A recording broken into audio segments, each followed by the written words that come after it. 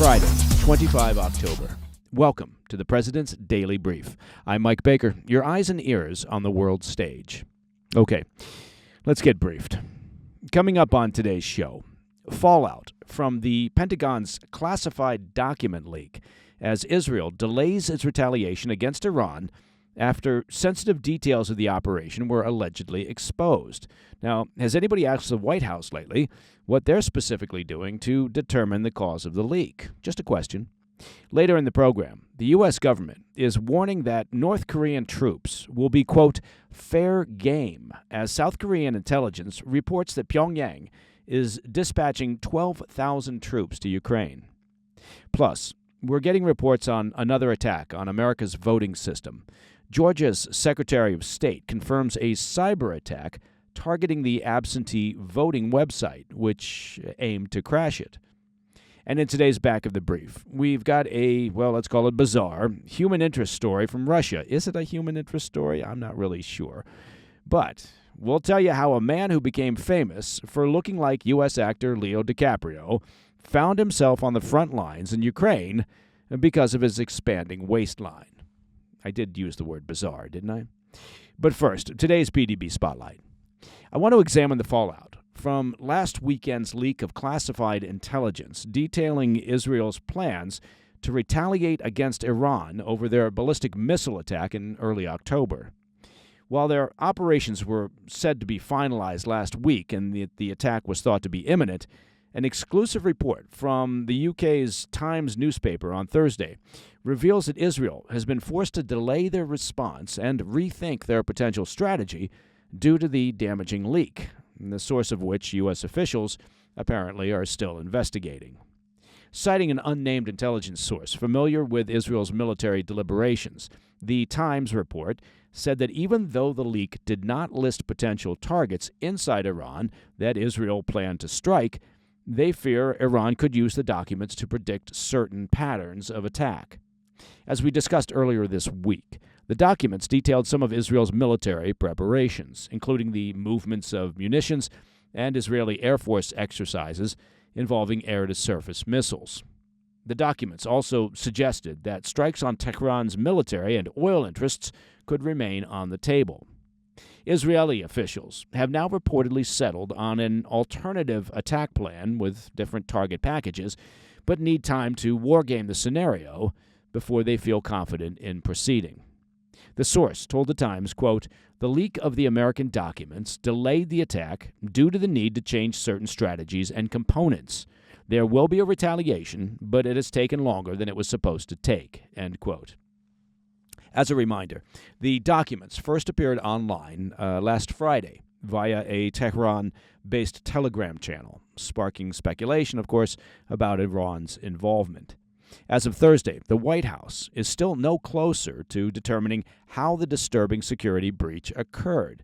The FBI is leading the investigation, and despite speculations to the contrary, U.S. Defense Secretary Lloyd Austin has claimed there is no indication that any employees of the Office of the Secretary of Defense are being investigated over the incident. That's according to the Times of Israel. Well, look, I've said it before. I'll say it again because I do like to beat a dead horse. This isn't complicated.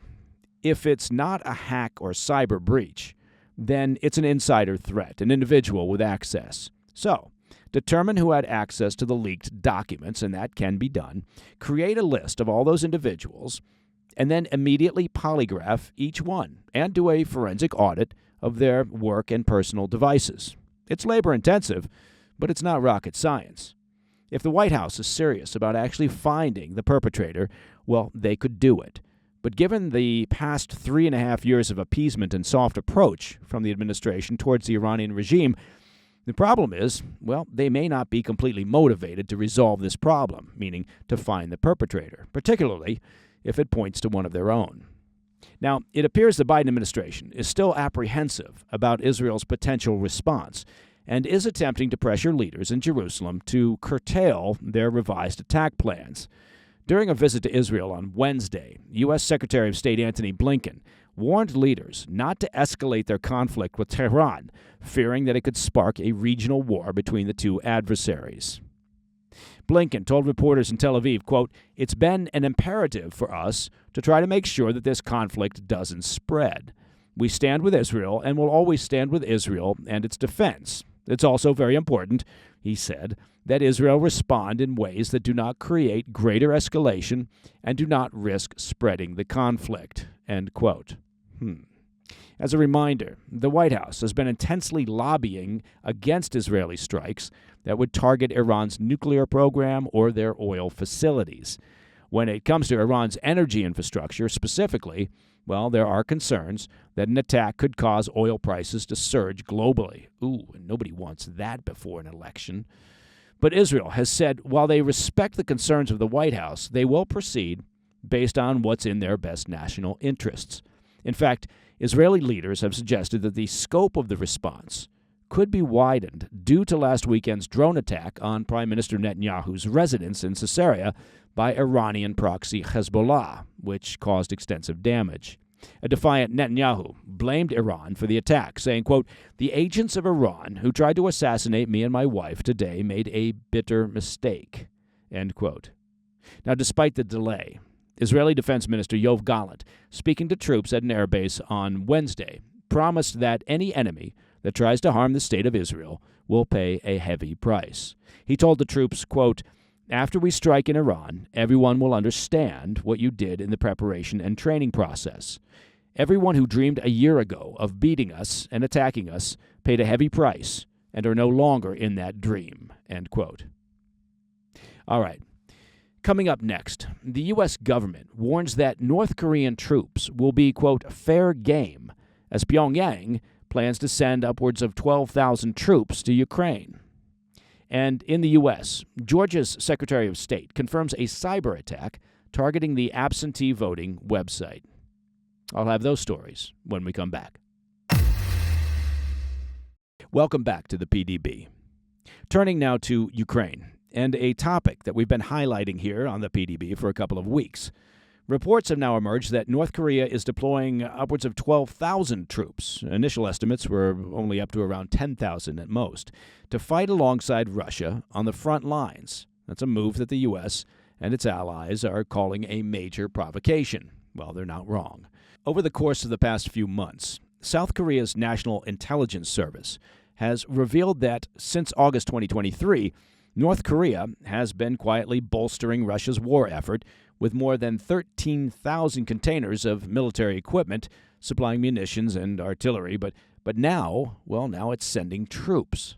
According to U.S. and South Korean officials, 3,000 North Korean soldiers have arrived in eastern Russia, with 9,000 more expected, including special forces, military engineers, and artillery troops. On Wednesday, U.S. National Security Council spokesman John Kirby confirmed these soldiers are, quote, "fair game on the battlefield and could suffer casualties alongside their Russian colleagues." Defense Secretary Lloyd Austin echoed this sentiment, calling the deployment a, quote, "very, very serious issue." Well, there's a understatement, emphasizing that North Korean troops would be treated the same as Russian forces by Ukrainian defenders. South Korean Defense Minister Kim Yong-hun added to the urgency, revealing that North Korean soldiers are being disguised as Russians, acting under the Kremlin's command in a bid to obscure their presence. The defense minister blasted North Korean leader Kim Jong-un for, quote, "selling North Korean soldiers as cannon fodder mercenaries," end quote. The Kremlin dismissed the North Korean troops' reporting as, quote, "fake and hype," yet refrained from issuing a direct denial, of course, deepening suspicions. North Korean state media has also remained silent, and intelligence reports indicate that the regime may be sequestering the families of deployed soldiers to prevent any backlash at home. Meanwhile, concerns are mounting in Seoul that this deployment could provide untested North Korean troops with valuable combat experience, which may strengthen their military back home on the Korean peninsula and have long-term ramifications for regional security. On Thursday, the South Korean president hinted at a potential policy shift, signaling that Seoul may begin supplying offensive weapons to Ukraine, stating, quote, "we will not sit idle in the face of this major North Korean provocation," noting that South Korea's long-standing policy against providing lethal aid could be reconsidered. The global response is beginning to take shape. China, which has developed increasingly close ties with both Russia and North Korea, is calling for a peaceful settlement to the war. Beijing has opposed unilateral sanctions and expressed concerns about escalating tensions. You can always count on the Chinese regime under Xi Jinping to talk out of both sides of their mouth, claiming they're neutral and just want peace. We just want peace, while providing economic and military support to Putin that, in large part, has kept his war machine operating. When asked about Pyongyang's deployment of troops, Chinese officials claimed that they were, quote, not aware of the situation. We had no idea. Yes, entirely believable that Kim Jong-un would just send thousands of troops to Russia, a country, by the way, that has a no-limits partnership with China, and somehow Xi Jinping would know nothing about it. Next up, they'll tell us they have no idea how the coronavirus pandemic started. Anyway, despite these supposed calls for diplomacy from the Russian regime, Chinese companies have been accused of helping Russia with weapons technology, further complicating China's role in the ongoing war. Last week, the U.S. Treasury Department announced sanctions on 2 Chinese companies for collaborating with Russia on the development of drones that are used in Ukraine. For Ukraine, the involvement of North Korean troops provides an opportunity to reinforce its appeals for more Western military aid. By drawing attention to North Korea's role in the conflict, Ukrainian President Zelensky has strengthened his case for additional support from the international community. All right, shifting to the U.S. A major cyber attack targeting election infrastructure in the state of Georgia was thwarted earlier this month, preventing an attempt to crash the state's absentee voting website, and that's according to the Secretary of State's office. The attack, detected on 14 October, involved over 420,000 access attempts from global IP addresses in a coordinated effort to overwhelm the system. Despite the massive assault, cybersecurity experts working in partnership with the Cybersecurity and Infrastructure Security Agency, do you think that agency has an acronym? Of course it does. CISA, C-I-S-A. Experts working with CISA were able to swiftly neutralize the threat, reporting that the website slowed for just a short period of time. Gabrielle Sterling, Chief Operating Officer for the Secretary of State's office, praised the rapid response in a social media post, stating, quote, "This was a big win for our cybersecurity team and our partners," adding, quote, "We work every day to protect Georgia voters and our systems. The attack was detected and mitigated quickly," end quote. It's important to note that although the identity of the attackers remains unknown, Sterling suggested that the attack bore the hallmarks of a foreign entity acting on behalf of a nation-state. Both CISA and the FBI are actively investigating the breach, but U.S. officials have not yet confirmed any foreign involvement. Election security has become, obviously, an increasingly urgent issue, particularly in swing states like Georgia, which has ramped up its defenses against foreign interference. A Wednesday report from the Microsoft Threat Analysis Center emphasized ongoing cyber efforts by adversaries, including Russia, Iran, and China, to undermine the democratic process in the U.S. Despite the cyber attack, Georgia voters turned out in record numbers on the first day of early voting, which began on 15 October, which was just one day after the thwarted attack. That first day saw over 310,000 ballots cast, and that's more than doubling the early voting numbers from the first day of the 2020 election. All right, up next, in the back of the brief, I'll bring you the strange story of Fat Leo, the Russian Leo DiCaprio lookalike who ate his way to the front lines in Ukraine. I'll have the details after the break. Welcome back to the PDB. All right, every now and then, here at the PDB, we do decide to let one of our crack interns choose the story for our Back of the Brief segment. And then we usually regret that decision. And this would be one of those times. This story comes courtesy of the New York Post, and it takes us to Russia, where a man famous for his uncanny likeness to American actor Leo DiCaprio is now being unceremoniously thrown to the front lines of the war in Ukraine after, gaining too much weight to pass as his celebrity doppelganger.